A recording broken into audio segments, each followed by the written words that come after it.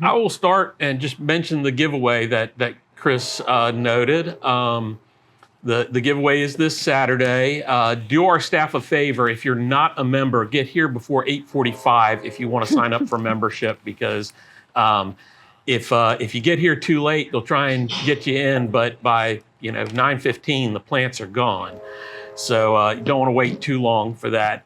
You can sign up online. You do have to be here to get the plants, but Doug and Tim and crew have, I think, over 3,500 plants to give away, and they are good plants. They're really good plants.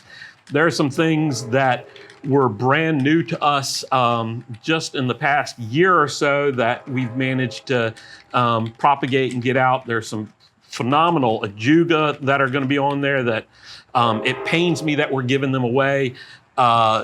Evergreen shrubs that you can't find in any garden center, bulbs, Zephyranthes and Hymenacalis. Really, these are great plants, and these are things that folks search all over, mail order all over the place to try and get and can't find, and we are giving them away. So definitely check that out. There's a list online on our website. That is only a partial list. We will have a ton of other plants. Some we'll only have one of, some we have 8, 10 of, but we have a lot more than what's on that list there.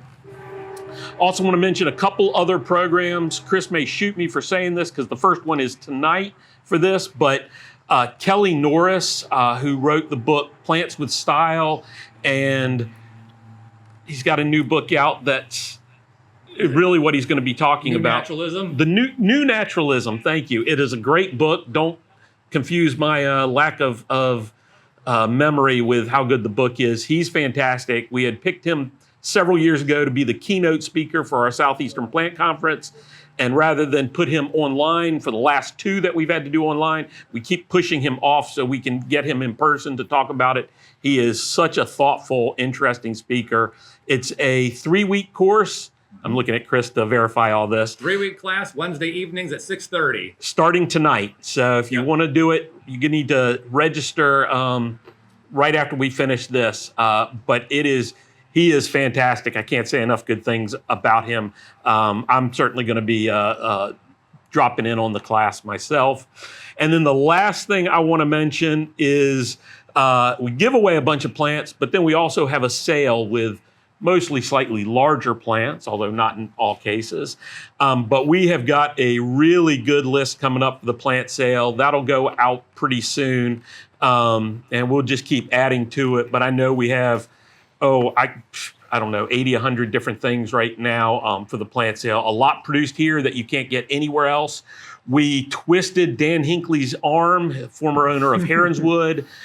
He's still producing plants, but he doesn't ship them anymore. But we've convinced him to send us some plants for the sale. So we're going to have a lot of his wild collections, really, really interesting things. Almost everything I ordered from him for the sale, I ordered a few extra for the Arboretum as well. So this will be a chance to get plants that you won't anywhere else. So just want to mention that. I'm going to turn it over to Doug and Tim, who've got some plants to talk about, and then we'll be answering questions about those plants, about our programs, and any other question you might have. You want to go first? Yeah, I can go first. Youth before beauty. Oh, yeah. So what I have here are some things that have really long seasons of interest in the garden, as far as I'm concerned.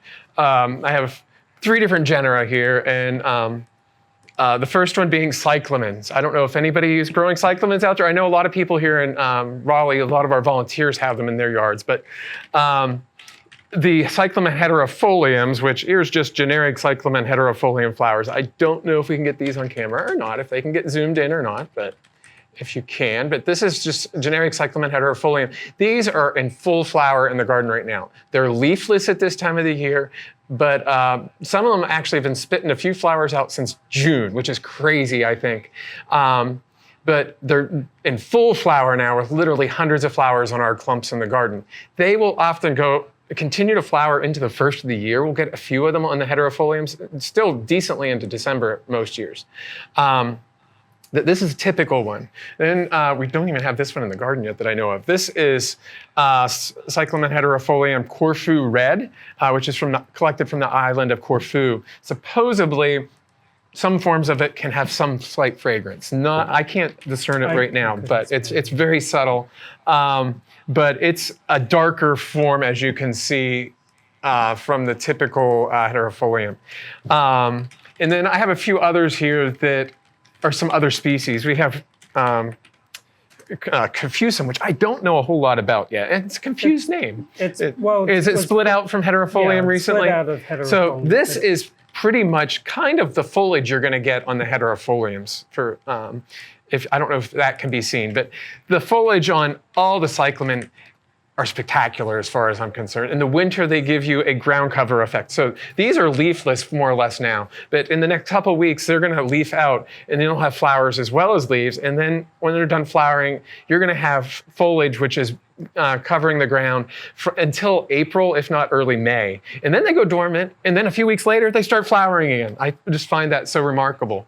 We have a couple other ones here. These are out of flower, but this is purpurescens, and there's a lot of variation in the leaf texture or in color on purpurescens. They are typically summer flowered, and they're very fragrant. We can't keep these alive long in the garden, though, but heterofoliums do great for us, but these heavenly fragrant. Another one that we have in the garden in a few spots, which is more or less done flowering for us, is some of the Grecums types. So the Greek one. And the foliage on these, it's different than the heterofolium, but the flowers look nearly identical to me. But they'll have that foliage all winter long once it comes up. So you get 6 to 8 months of interest out of these small plants.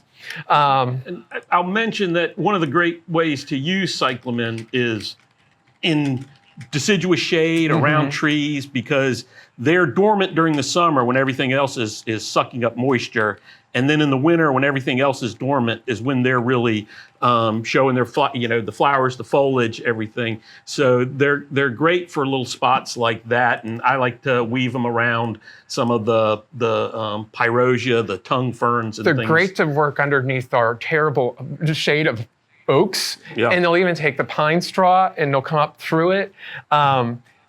They're for those difficult spots. They're just really great plants. They don't get tall, but they're just really useful and overlooked a lot of the times. Yeah, I do want to add one thing. Sure. Mark and Tim's cultural recommendations are exactly correct, except for that species that Tim showed. Purpurescens? Purpurescens. It's not a Mediterranean species. Yeah. It's native to the Swiss Alps. So it's used to summer moisture. So very different growing requirements. Maybe that's why I kill it. Fall blooming one. Yeah. And that's why it's always useful to know where the plant's coming from, because Doug's absolutely right. It's easier to find the heterofoliums for sale. So that's where people often.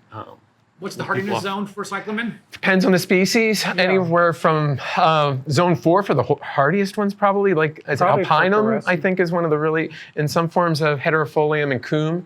I think, and then you get to the subtropical ones, almost like persicums, which is your florist cyclamen you'll see in the stores in the winter, which those barely can take below freezing. There's a few forms that have proven hardy here, but they're few and far between, and you have to really site them just perfectly. So it just depends on the species. But yeah, there are a couple species native to North Africa, which are not likely to find for sale except from a specialist like John Edgewood Gardens, John Lonsdale, who's going to be at Pine Knot Nursery's open house this weekend. Yeah, if you're interested in them, it's a good point, and you're in the area. Pine Knot, which is a hellebore grower, they usually have some other vendors in for their open house, like John Lonsdale, who is where I got a lot of my personal cyclamen, and where some of these come from. Yeah. So maybe all of those come from. It's all those. And so if you visit him, he usually has those and some other interesting things as well at that open house. So you get your hellebores, you get your cyclamen, get your winter interest plants going. One that doesn't have any real winter interest is this one, but it has such a long flowering for us. These are Gallardia estivalises right here. There's 3 different forms here. This is a new one for us, Gallardia estivalis. It's glitz and glamour. It's a bright yellow flowered Gallardia. Then we have this white form, Gallardia estivalis winkleri that we've had for decades in the garden. And I don't know anybody else who's selling that around here anyways. Even Tony doesn't sell it. He doesn't like the white. And I love the white. Yeah. And then there's a purple one called Grape Sensation. I have them here because, well, they've been flowering since May. And they will continue for another month and a half probably until we have hard frost. So you get 6 months of flowering out of these things. And unlike every other Gallardia, if you've planted a grandiflora or I forget, Aristata, I can't remember the other species, but they're short-lived. This and flower from these rosettes, they just flower themselves to death and they're done in a year or two. If you're lucky, they'll survive 2, that is. These, we've had clumps of them for of the white one, we've had for literally right above us up here. I planted some in 2007, and they're still there. JC planted a purple and white one, decades ago, near where the old rose garden used to be. Yes, that's where this white one originally came from. Yeah. So they've been in our garden. It's suckers. It's not this rosette, but wonderful flowers the whole summer. You don't have to deadhead it. The seed heads even look nice to me. They don't set very many viable seed because we don't have them together. They're self-incompatible from what I understand. So they can't pollinate themselves. So you get very few seeds. And if you grow them that way, they're never going to become a weed. Even though they look like they make lots of seeds, they don't. But I'm sorry. It's just, this is a great clumper. I mean, our masses now are 6, 8, 10 feet wide on these. It just takes a few years for them to do that. And they will continue no matter how hot and dry it gets. The estivalis winkleri in particular is an endemic to only like 2 or 3 places in Texas. So in Texas, the key thing there, hot and heat. It's probably a zone 7 plant. So that does very well for us here in full sun, well-drained soils. Don't put it in the wet. But it'll grow nonstop and flower nonstop all summer long. The last plant I have here is actually a shrub. It looks rather nondescript, but this is one I really like. It's a dark green on the top. This is Buddleia lauricata. It's a species from South Africa. Flowers in early summer. You wouldn't even look at it, take a second note of it for its flowers, but I just love the foliage, and the undersides are spectacular on these. It's just pure white. It's a great just filler plant. It doesn't look bad any time of the year for me in full sun here. We have it in containers. We have it in the ground. It's about 6 to 7 feet tall in the ground. It can be cut much shorter in a container, but come in a couple months. I've used this as decorations. Great filler for an arrangement. I may have even talked about it, I think, actually, a few weeks ago when we did the flower arranging with, Kathleen. So anyways, one of my favorite plants for all around use in the garden. It's just an easygoing plant. The bees do like the flower, so it's a great pollinator in late spring. It's not colorful. It's just these nondescript white flowers that actually blend into the foliage. But I just like it as a nice green blob with some white foliage. It's a great, like I say, plant to use in arrangements. And one of the mistakes people make, there's several of these evergreen buddleias that are spring bloomers, as Tim mentioned. And so if you want the flowers for the pollinators, you don't want them for the show for sure, but for the pollinators, you do have to, if you do prune them and want to keep them a little bit smaller, you prune them after they flower. If you prune them during the winter, like you would with other buddleia, which are summer blooming, you prune off all the flowers. So do, if you want those for the pollinators, prune after flowering. Okay. Yeah, shall I continue or shall we move to questions and answers? We have lots of questions too. Okay, I'm going to start off with sort of following the same theme as Tim had, the plants with really, really long seasons of interest. These are actually 2 different salvias, but they have this same parents. This one is Big Blue, and this is Mystic Spires. They're both 3 to 4 feet tall, and they've been in bloom since May. This oldest inflorescence is probably months old. It blooms from the bottom to the top, and it's still elongating. So really good show in the garden, but also highly, highly loved by bumblebees and other pollinators. Now, most people know Caryopteris. I grew up with Caryopteris. We called it the blue spirea. And the one that's commonly encountered is a hybrid between two species. And one of its parents is Caryopteris incana.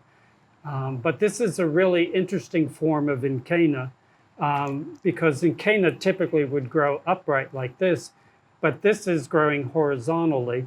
So the whole plant is, the tallest one in the garden is maybe 3 inches tall, but maybe almost 2 feet wide. And it doesn't bloom until this time of year, but a really nice fresh touch of blue violet in the fall garden. It's one that doesn't have a cultivar name, probably should get one. It was introduced by Camellia Forest Nursery in Chapel Hill. And so fall fruit is ornamental, are plants that are grown for their ornamental fruit display are a big part of the fall garden. Some of them continue into winter. This is one of the beauty berries. Beauty berries are Callicarpa. The scientific name means beauty berry. Kalos is beauty and carpa is fruit. And but most Callicarpas, beauty berries, are only showy up until either the birds strip the fruit off or we have a hard frost. With the hard frost, the fruit withers. But this is one that has impressed me, and I believe Tim as well, for many years, because it continues to hold the fruit fresh and colorful all winter long. This is a Chinese species. It's Callicarpa rubella. The leaves are very fuzzy, and Mark taught me that it's the only species of Callicarpa that has auriculate leaves instead of the leaf tapering down right to the stem or to the petiole. Auriculate means eared, and so they sort of go a little bit past the petiole and circle around back. So there are many, many species of Callicarpa native to Asia. In North America, we have Callicarpa americana, which is widespread, I guess, in the eastern U.S., and then Callicarpa, what's the Acuminata. Or acuminata, yeah. Acuminata, which is, does it extend into the U.S. or is it strictly Mexican? Yeah, it comes into, I believe it comes into the southern Texas. Yeah, and both of them are entirely worthwhile growing, but I really admire Callicarpa rubella for maintaining the showy fruit display all winter long. That's the one out at the yurt? That is the one. Yes. The species out there. Okay. Yeah. And these are not yet in full color. We have quite a few plants in the garden, and this was the one that was most highly colored. Now they're just starting, but wonderful display. Okay. You got some questions, Chris? Yep. I was just copying and pasting where we have Callicarpa native to, as in the acuminata. Let me scroll up and find some questions, because we certainly have some. We have a disease question over here from Ginger. She has apple cider rust on 3-year-old apple trees. What can be used? Probably not a good question for us, since we're not really good disease people, but any recommendations other than contacting maybe the extension agent nearby? Yeah, with diseases, extension agents are always a good thing. They've got experts in apples, so there's a specialist that could really help you out. And I hate offering too much information on chemicals because they change, and we don't spray a lot of chemicals here at the Arboretum. We spray as little as possible. Cedar apple rust has two hosts. There's the apples and some other rosaceous plants, and then there's junipers, our native eastern red cedar, which is a juniper. You may have seen the little galls, little balls that you form on those that stick out, these orange tongue-like things. That's the other part of the life cycle for cedar apple rust. So apple producers, orchards, make sure there are no red cedars anywhere around their orchards, because they need both parts of that life cycle. There are some other plants that can serve that same purpose, but That's a big thing. Once your trees have cedar apple rust, once you're seeing it, you can't really do a whole lot about it. It's really, if you're going to do something, you have to do it as a preventative. And usually that's done just really when the leaves are emerging. And so, that's, again, go to your extension agent. I don't know if either of you want to weigh in on that more. I have just one thing to add. It's been quite a few centuries since I was in school. And even back then, there was a tremendous amount of breeding work being done to breed apples that were resistant to cedar apple rust and other common apple diseases. So that's where I would start. I would plant varieties that were bred for disease resistance. You might not find them in your local garden center because they tend to bring in the common things that people buy in the grocery store. But if you go to a mail order fruit nursery, you'll find things that are cedar apple rust resistant. Great. Well, here's kind of a fun one. This one's from Val. She bought a Bartzilla Peony, and it came with a surprise. She wound up having a Crinum also grow inside of it. So she was asking should she dig up the Peony now and take out the Crinum? I think I would do the reverse personally. I want to preserve the Peony as best as I could. And any advice for her on that one to separate the two? I guess. You could separate them. You could leave them together, and you'd have the peony's probably going to flower before the Crinum, and the Crinum will pop up through, kind of hang out the side. I certainly plant my plants that close together at my personal garden. I would worry about the poor peony, and if the Crinum survives and it's a vigorous one, it could destroy it. Yeah, right now at this time of the year would be the time I would think to attempt to separate them because the peonies are starting to go dormant. It's not quite too cold to hurt the Crinum. I've been moving moving the Ito hybrid peonies around my garden in the last couple of weeks, and I don't do anything special. I pop them out of the ground and move them, and they do fine. You just want to make sure when you replant, you don't replant them too deeply. But I'd do that, and I'd do it. All joking aside, I would do it sooner in the life of the plant than later because Crinums can get to be very difficult to dig out once they're in the ground for a while. They certainly can. I can attest to that one. I spent a better part of a day digging it up and the rest of the day separating it for a giveaway here. Yeah, you need to have someone, interns to dig them out, or a piece of equipment. Backhoe's perfect for So Val is also wondering if there's a list of perennials that she can learn from that talks about cutting them back for reblooming. In other words, just a list of plants that should be cut back for reblooming purposes.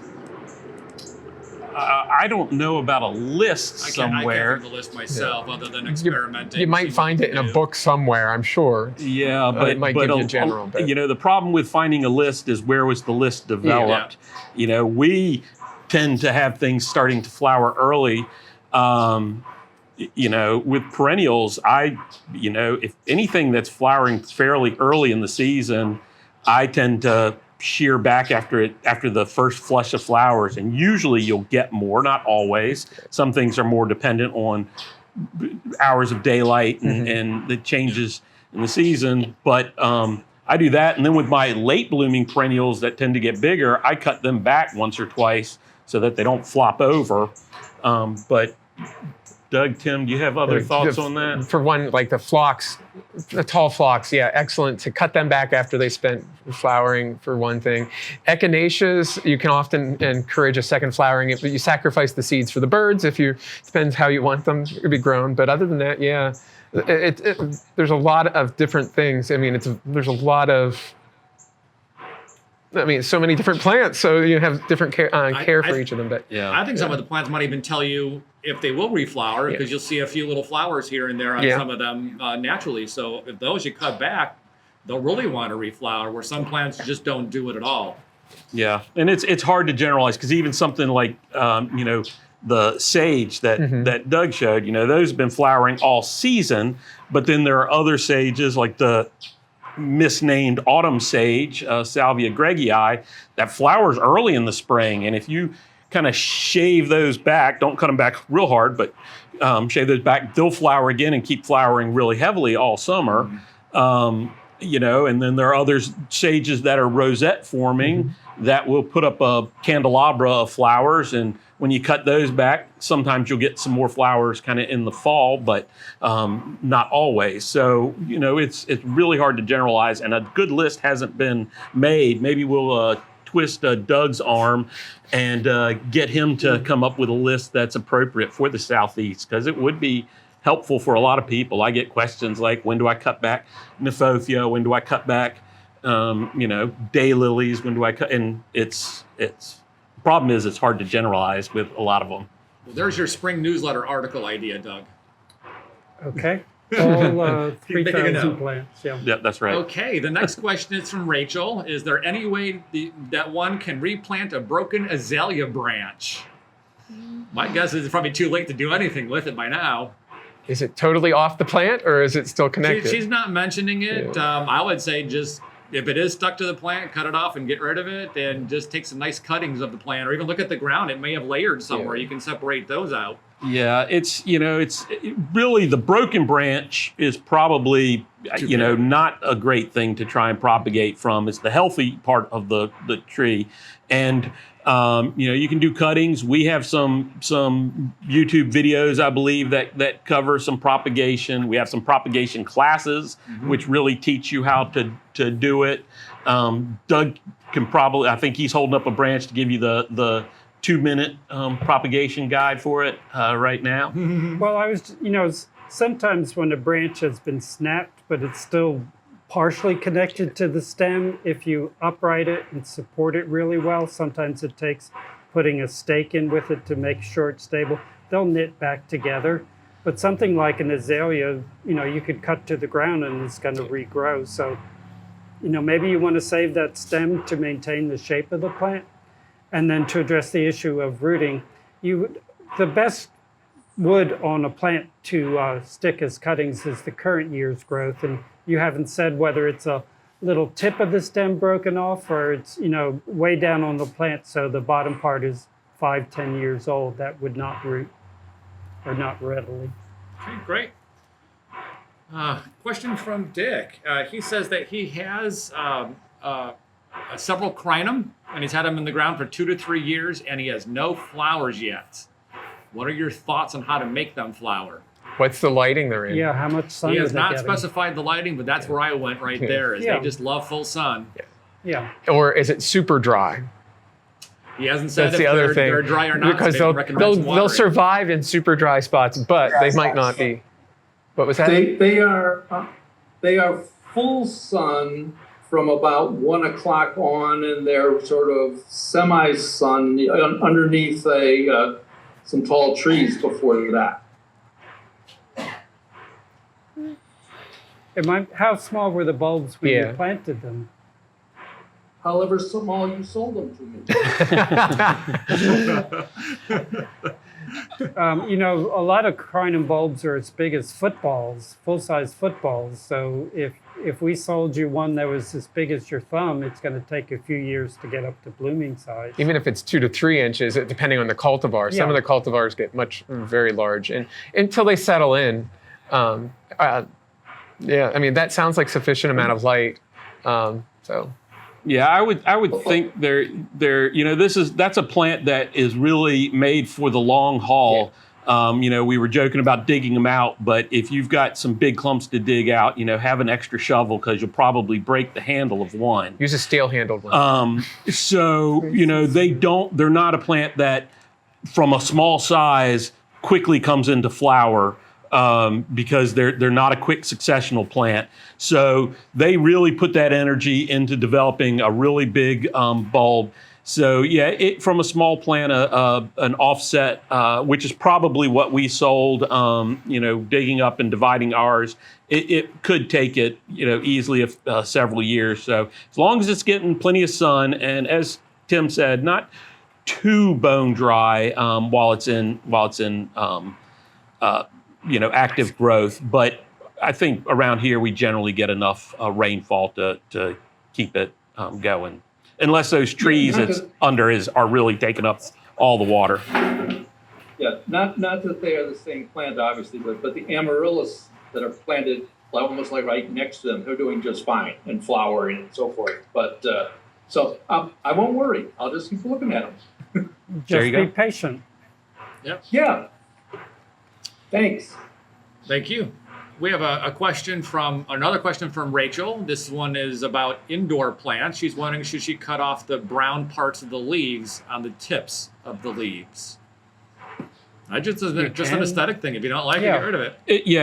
That's aesthetics. You can. It doesn't hurt the plant to leave them on there. One thing I will say, there are quite a few plants, house plants, that are very susceptible to fluorine and chlorine, which is often in our drinking water, and that'll all volatilize out if you fill a jug or watering can or whatever with water and leave it for about 24 hours.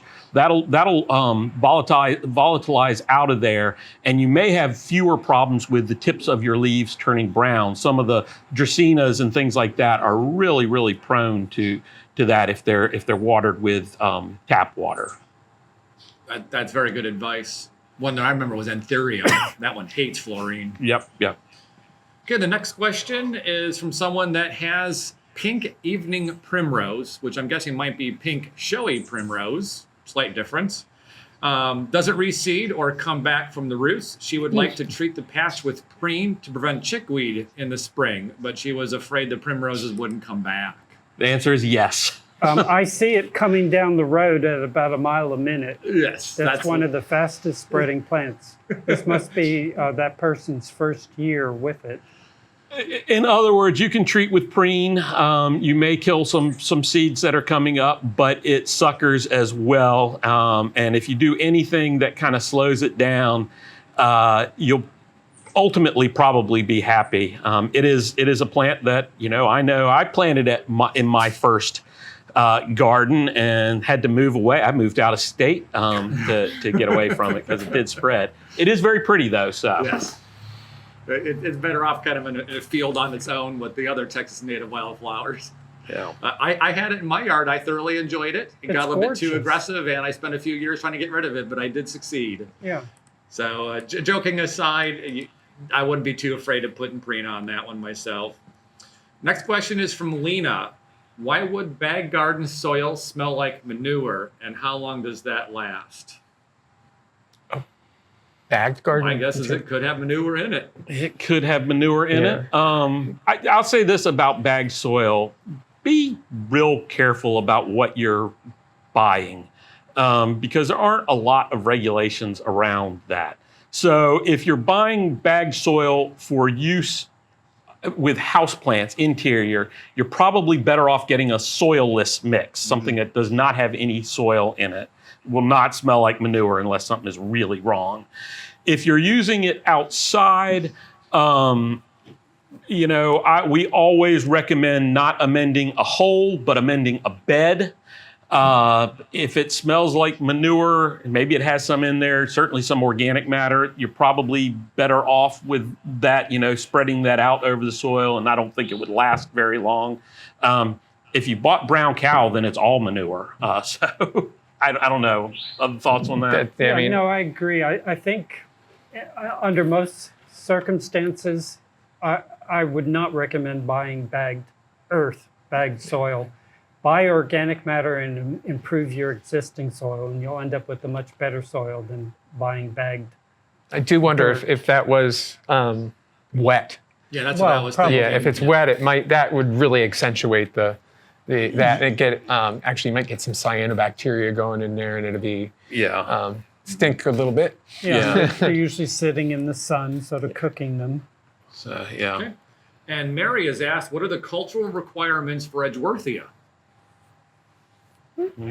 Partial sun is probably ideal, but they'll take a reasonable amount of shade, and they'll take sun too if they have enough water in the summer, but you don't want to overwater them because they'll rot. Yeah. They're related to Daphnes. So they want well-drained soil, probably would be ideal, and part shade would be ideals.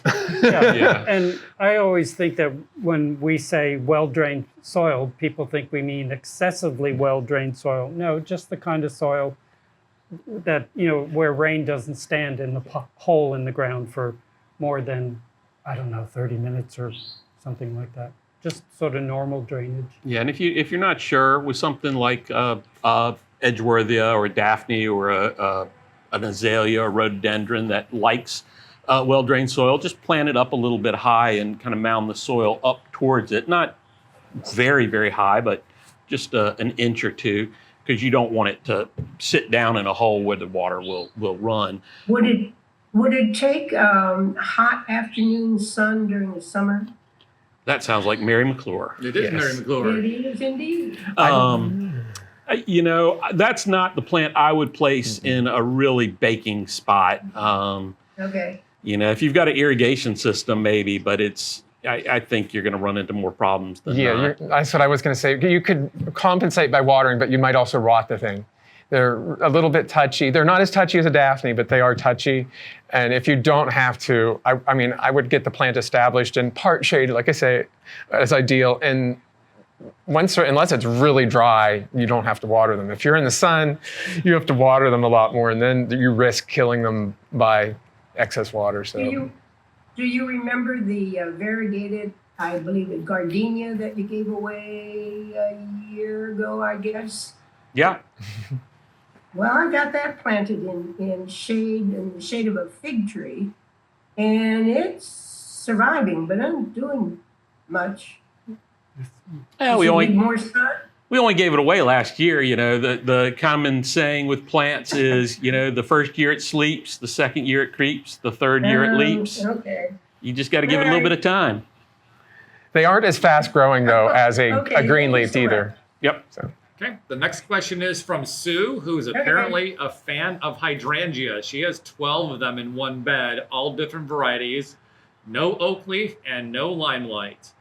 But there's one that won't flower. She doesn't know what it is. They're about 2 to 3 years old, and the rest of them are flowering. Are there any suggestions to make the one flower?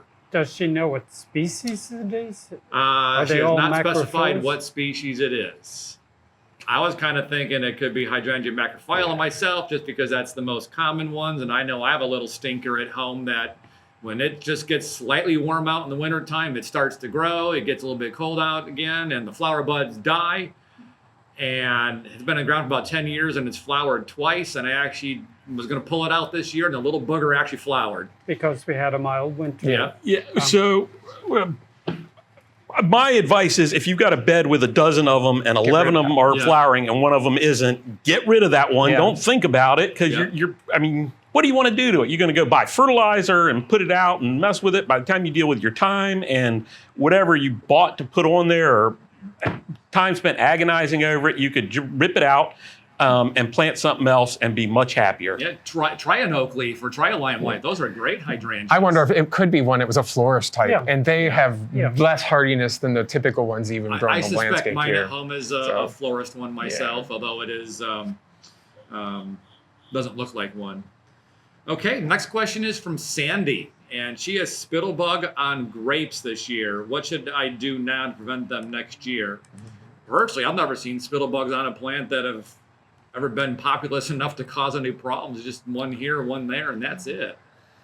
I agree with Chris. With integrated pest management, you evaluate the size of the pest population, and if it's small enough, usually the thing to do is nothing.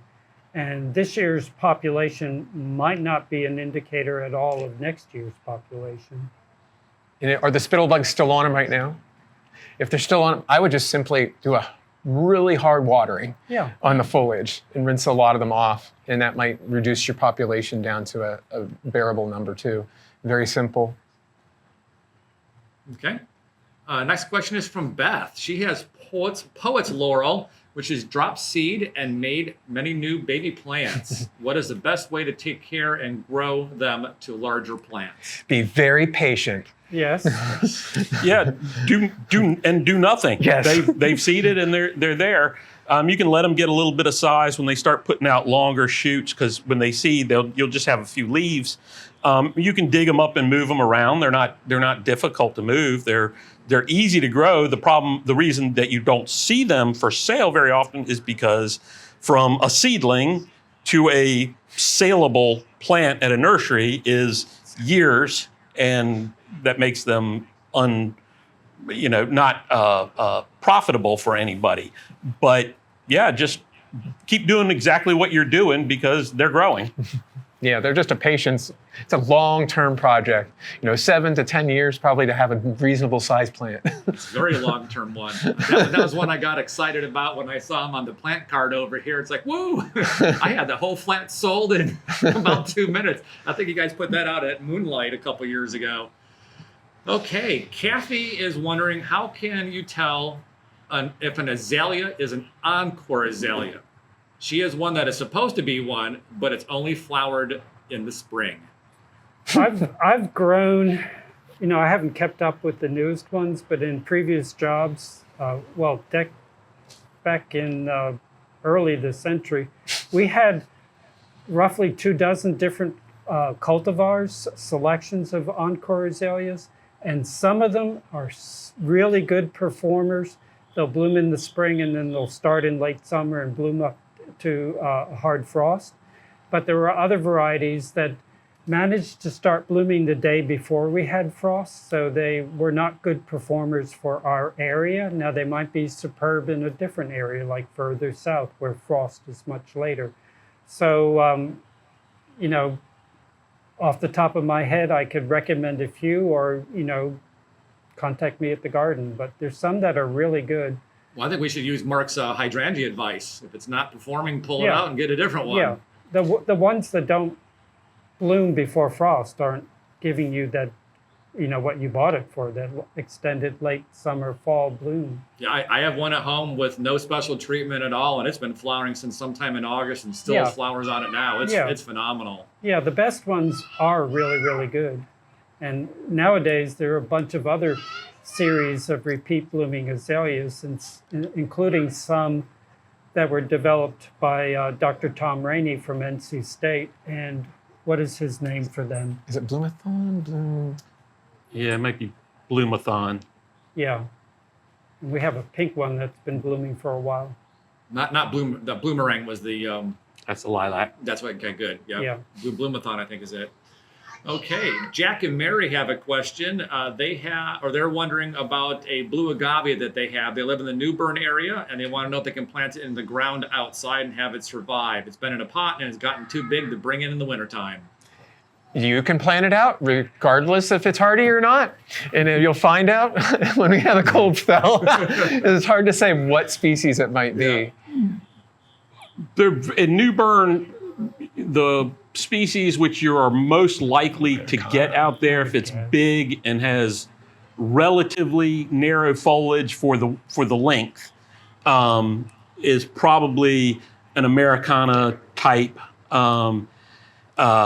or a Scabra type, and those would be just fine there. If they're shorter and squatter, it's probably Peony or possibly a Vatifolia, again, fine.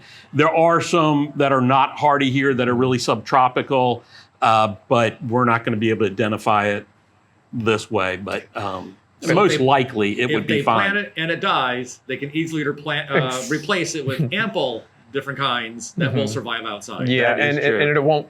It'll be safer to live in your house that way too. Right.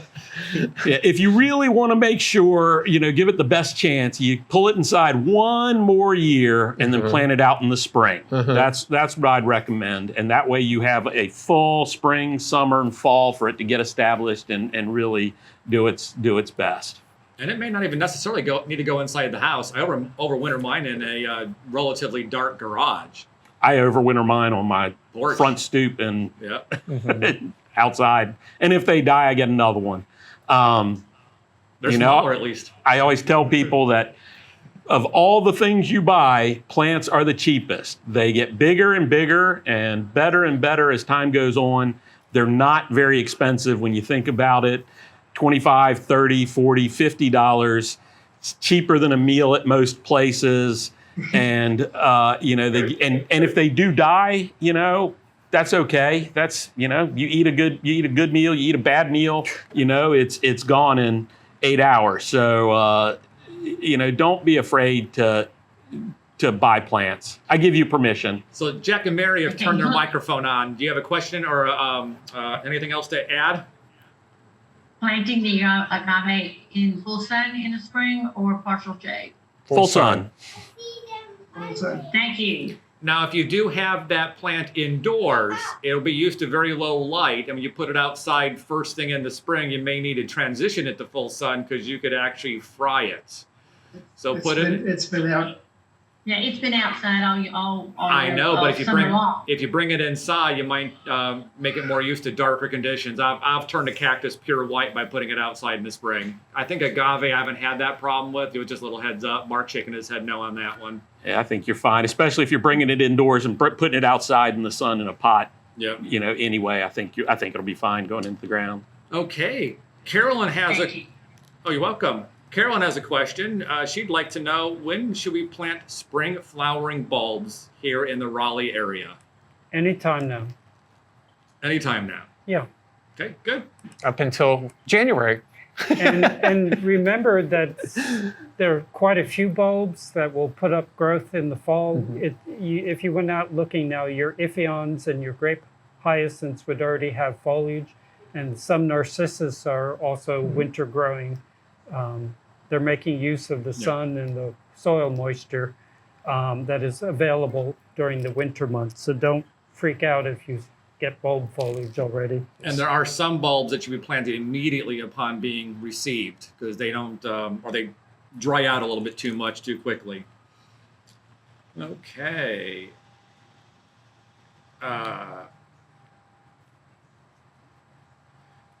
Linda says that she has an older beauty berry, and for the past 2 years, she's finding little beauty berries all over her yard. That is the bane of my mother's existence, I think.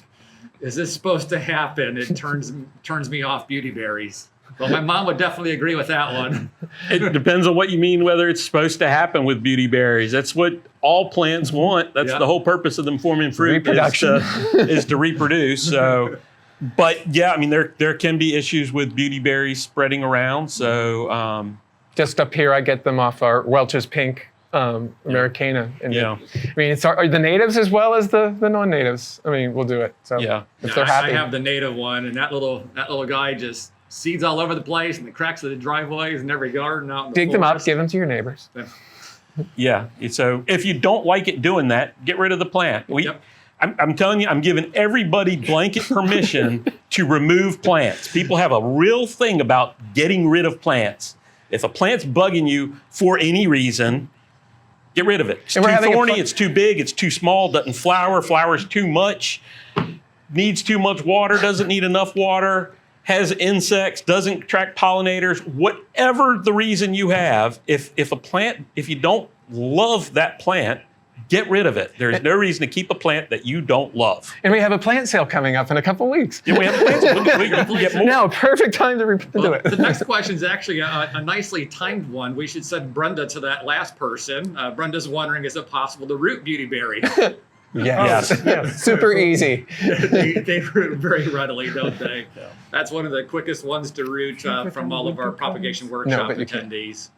I'll send her some. There you go. You don't have to root them. Those will be seedlings. Thank you. Kathy is wondering how long until Calicarpa produce berries, and I would say it should already have them on it. I'd say 1 to 2 years. Not coloring. I don't think. Yeah. Age-wise, a couple of years, 2 to 3 years, and then they should be starting to color. If you're talking about when will they produce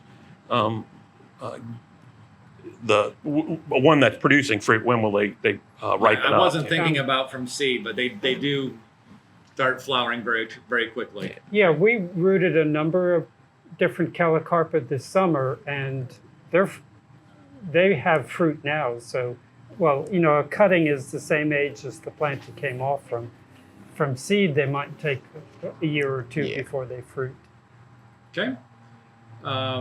Linda has a grapefruit tree that she planted from seed in a pot 3 years ago, and it's now about 4 feet tall. She's been wintering it indoors and was wondering if it'll survive outdoors in the ground in this area. This area, I'm assuming, is Raleigh, and again, it's a grapefruit tree. Not likely. Yeah, that was a not likely whispered underneath Doug's breath. Yeah, I've known people who have grown some edible citrus. We have citrus, which you can go back into our YouTube channel and watch me eat some of the citrus we have. Many of them were not terribly pleasant. But it's getting it right up next to your house, but where it still gets sun, wrapping it during the winter, and then watching it die when there's a cold winter. Grapefruit is one of the ones that you might be able to get away with for a few years. And also it takes how many years to fruit seed? Yeah, you're not going to get fruit anytime. It will probably be dead even if we have another 3 or 4 mild winters before it actually fruits. Is it a thorny monster already? She's not saying it, but I'm guessing it very well could be. All righty. Marilyn is asking, is this a bad time to transplant hedychium or ginger lily? Or what would be the better time to wait till? Well, I would think spring would be far better because it's winter. Most of them are winter hardy here, but they probably benefit from being well established before they get what? It probably would be best if they were well established before going through winter. Now, if you have to dig them up, you could always just store them somewhere where they won't freeze over winter, someplace in the house, under the kitchen sink or something. You don't have to do anything special. They'll just remain firm until you plant them again in spring. Okay, great. And I will add, if it's a big patch and it's something like the Hedychium cornarium, the white butterfly ginger, the pass-along plant, and you're dividing it because the clump has gotten so big, go ahead and divide it and plant it out. Don't bother storing it. And if it doesn't make it, you can divide another piece in the spring and plant it because you're dividing it for a reason because it's gotten so big. And they're so vigorous. Yeah. So if it's one that's not that big a clump and you paid a lot of money for it, I would definitely follow Doug's advice. But if you're going to have to divide it again next year and the year after because it's so vigorous, no harm done if you do it now. Okay. And Sue is asking, can she cut back her foliage of hellebores? She says her bed is very crowded. And I don't think cutting back foliage is really going to solve the crowded. I think that would be moving some of them. Yeah, I actually, and Doug may want to chip in with this more.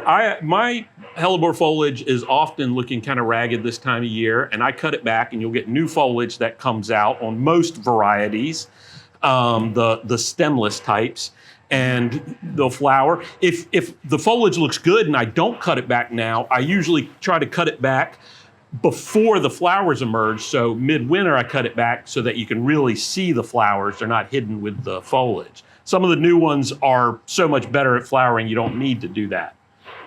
Either one of y'all want to add to that? It's a real common practice to cut the foliage off the Lenten roses, the ones we used to know as Hellebore orientalis, but are more commonly called Hellebore hybridus now.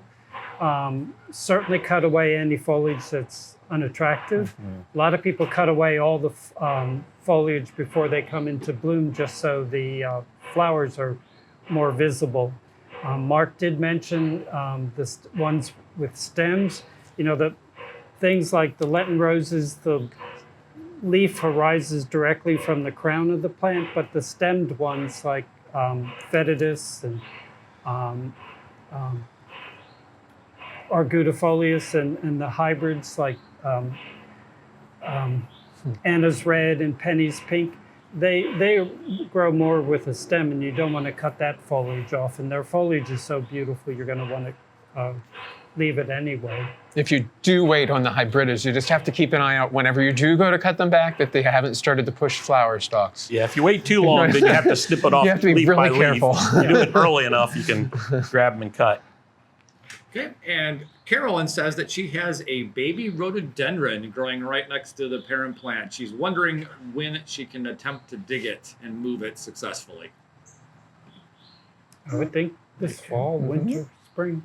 Yeah. Yeah, not in the summer would be the preferred, just so it doesn't dry out. When you move things in the fall, we usually have good moisture. Our problems here are hot summers. That's going to kill more things than cold winters, as long as they're hardy plants like a rhododendron. If you go up north, you wait until spring because the cold winters will kill things.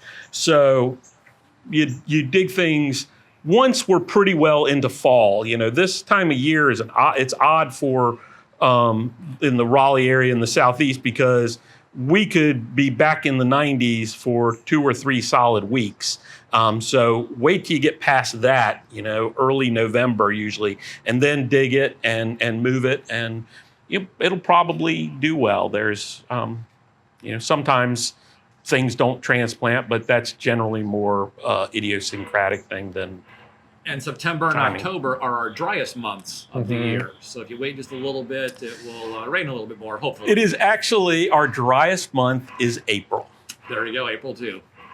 Believe it or not. Now, the difference is August, September, October, this time of year, we often get rainfall in 1 or 2 events. So you have more drier days and it's hotter, whereas in April we get more rainy days but less rain. But if you look historically, April is our driest month. It's a difference of quarter, half inch so we get. Either way, it's still quite dry. You might wind up watering it a whole lot, but if you wait until November when the plant is shut down quite a bit and it's raining more, you'd be better off. Yeah. Alrighty, Maryland has a Daphne odora cultivar alba that was gorgeous and happy for years until we got over 3 inches of rain recently. I think you can guess what happened. Tim is smiling. I know Maryland is not. Can she ever plant a Daphne in that spot again? Oh, yeah, sure. But I would say improve the drainage. Exactly. Just to be on the safe side. So the disease that gets them doesn't remain behind in the soil then? I don't think it's a disease process. I think it's just drowned. Yeah, it gets compromised root systems. We lost trees, 3-4 falls ago when we got 6-7 inches of rain from a hurricane. We didn't get the hurricane, but we got the, flooding, and just that kind of saturation for many hours will finish some plants off. Yeah. And Daphnes are known as suicide plants anyway. and you can plant right back in the same spot, so don't worry about that. And I will note we have about 75 or 80 Daphne that we'll be giving away on Saturday to our members. So if you're local and you're a member, you come out and get yourself a free Daphne. And about 7 Edgeworthia. Yeah. Excellent. With the Daphne, though, you might not want to put it in that same spot. I find they do better right next to something that dries them out. Sometimes if you can't. Yeah, I plant Daphne. The place I plant Daphne is, one, I give them more sun often than they're given credit for, but I also plant them at the base of trees where the tree is sucking up the moisture during the summer, and then during the winter, it's getting a little bit more moisture. A great spot if you have a slope, I have a nice sloped lawn, is on the bottom side, the lower side of a tree, because kind of the duff from the tree builds up there because it doesn't wash down, and you get this very well-drained spot. Plus, it's on a slope, so it never sits in water. And Daphne just absolutely love that. Okay, great. Well, the next question is one I think I might be good at answering because I love Hoya quite a bit. Val says that her Hoya has stopped flowering. Does she cut back the long stem? Well, personally, I think Hoya stop flowering is a good thing. I can't tell you how many times I've walked into my bedroom where I keep my Hoyas and I hit a blockade of the fragrance that just bowls me over because they're so powerful and so sweet. They give me migraines and sore throats and all kinds of bad stuff. So I actually cut my flowers off just to stop them from flowering, because that one will actually flower on the same floral stem over and over and over again as it keeps growing. But Val's question was, does she cut back the long stem? And I think those two were actually unrelated. Hoyas will quite often send out a naked stem that could remain leafless for quite a long time, and then they grow leaves at a later time. They're kind of separated in their timing, and if you just don't like the long stems, cut it back. I do that on a few of my Hoyas. They'll shoot out a 3, 4, 5 foot long stem, and I just like to keep mine 1 or 2 feet long. Any other comments about Hoyas from the gang? That's what I would say too, yeah. Except for Chris, you'd love the one I have. I don't remember what one it is, but it smells like a cheese. So it's kind of, it's not a sweet smelling one. I've never had the cheese one. It's not a sweet smelling one.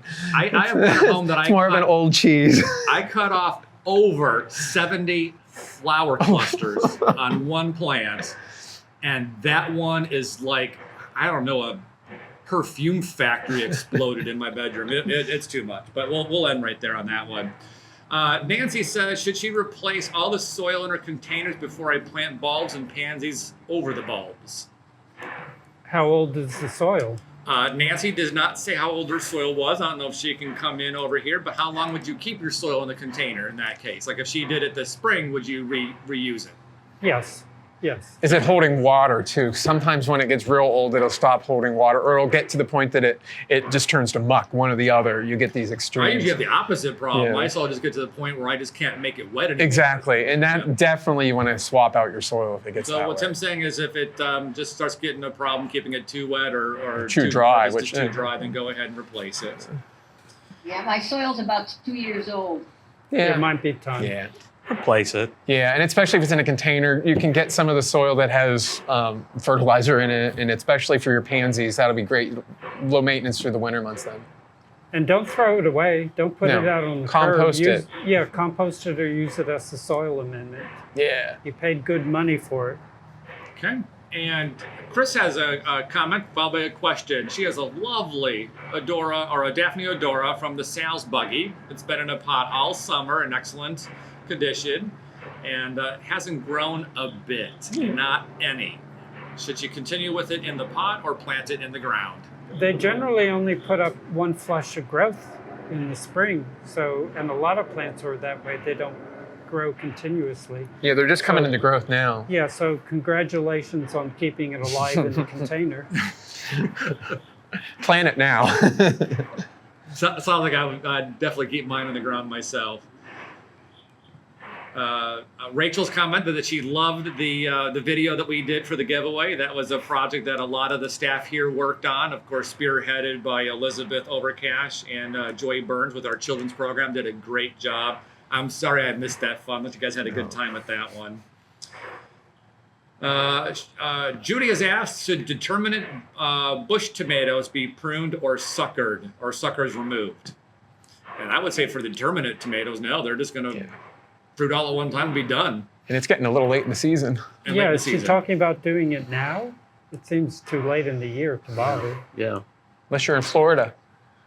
Maybe she is. We don't Just know plant where it. these people If you're talking about earlier in the season, you really don't need to. You can, if it's growing too wide, you can prune off some of those suckers. But it's it really fruits over a short period, so you don't want to do a lot of cutting on it. And if you're talking about this time of year, you probably are harvesting the last of your tomatoes and should be thinking about some fall crops getting in there.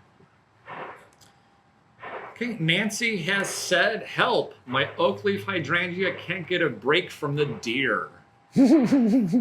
I would agree with that one. I think I've thrown in the towel for oak leaf hydrangea in my yard, but I think I also have a soil-borne disease that's knocking them back quite a bit. So I've given up on them, but I've used the deer repellent, and as long as you keep up with it, it's not too bad. 'Cause I do want to enjoy my oak leaf hydrangeas, but that's what you have to do.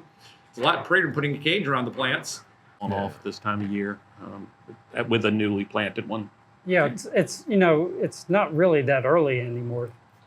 There are a lot of trees really that are coloring up for fall already. It's October in a couple of days. So Diane said that she planted pawpaws 4 years ago in semi-shade and they have not grown. Can she do anything to encourage them to grow? Well, it's hard to know why they're not growing. Maybe start with a soil test, or maybe if it's shade, it's really, really dry because it's competing with trees. Pawpaws in the wild are usually in floodplains or near streams where they're not growing in water, but the soil tends to be moister.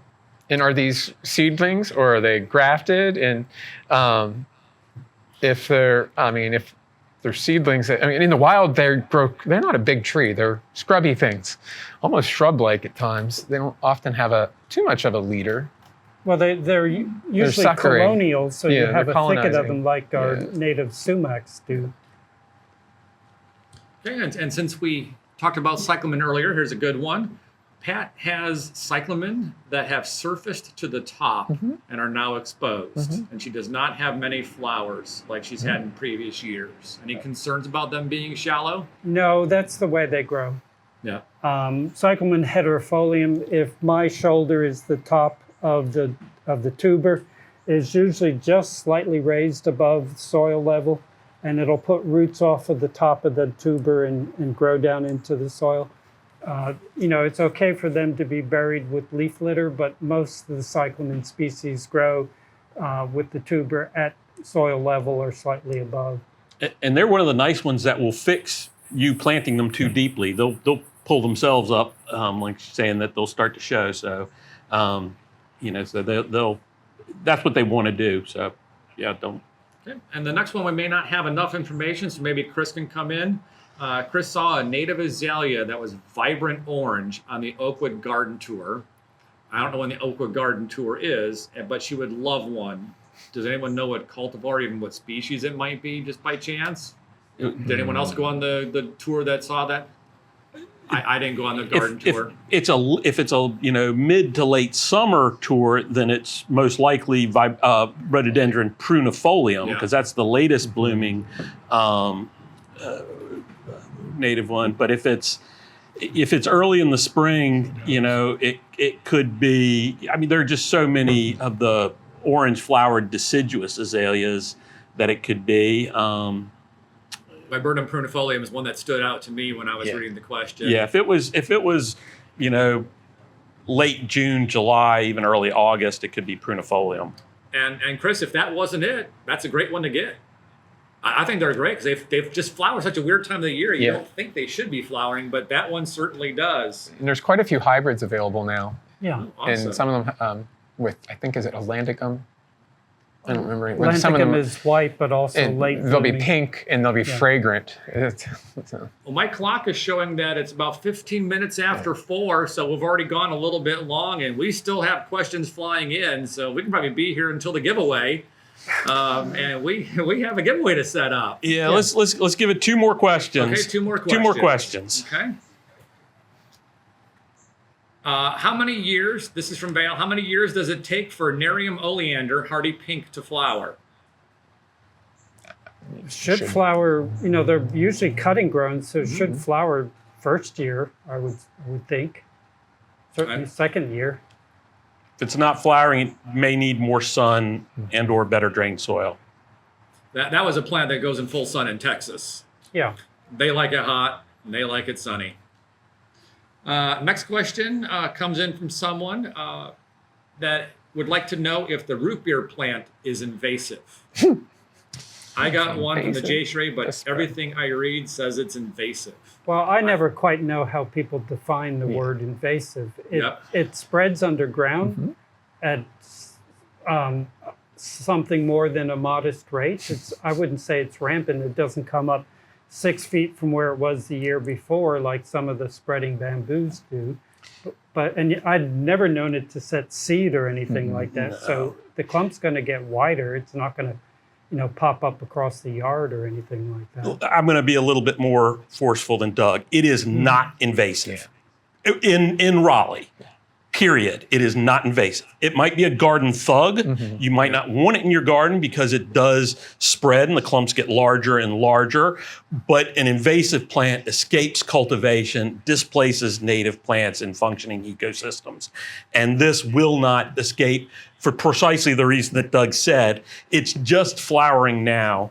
And it does not have a long enough season here for it to set fruit. And fruit escaping is really what causes plants to be invasive. So you may not want it in your garden, and I've already given you permission to rip it out, but that's a different thing than invasive. And often the two get confused, invasive and garden thug. And I agree with Mark's definition of invasive. When I use the word invasive, it's actually an abbreviation for invasive exotic.